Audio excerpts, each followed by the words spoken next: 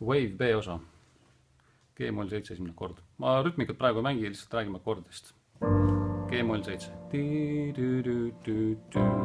Ja see akord C9 bass-bassiga pigem mängida puhast C-tuur bass-bassiga. Niimoodi.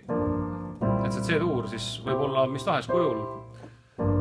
Ja kuna järgmine akord on A-moll 7, mille ülemine ots on samuti C-tuur, siis siin üleval võib neid voicingud nagu vahetada, et saaks nagu harmooniasse väheke liikumist juurde.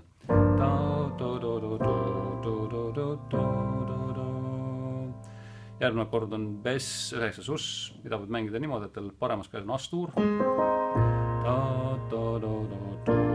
Nüüd on järgmine akord on bass 9 as-bassiga. Jällegi mängisin ta puhta bass-tuurina, bass-tuur as-bassiga. Ja G-moll 7. Selline. Ja A7, madal 9, kõrge 5.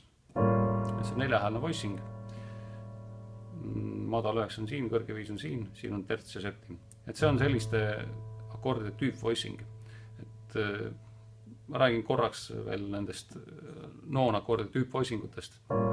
Et ongi üldiselt sellised, et paremas käes on 4 heli, võib olla ka 3, aga tihtipeale ka 4.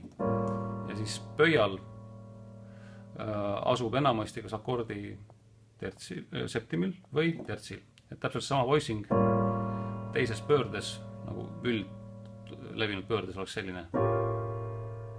Ja laheneb ilusti kuskil järgnevasse akordi ära, näiteks siin D-mai 9.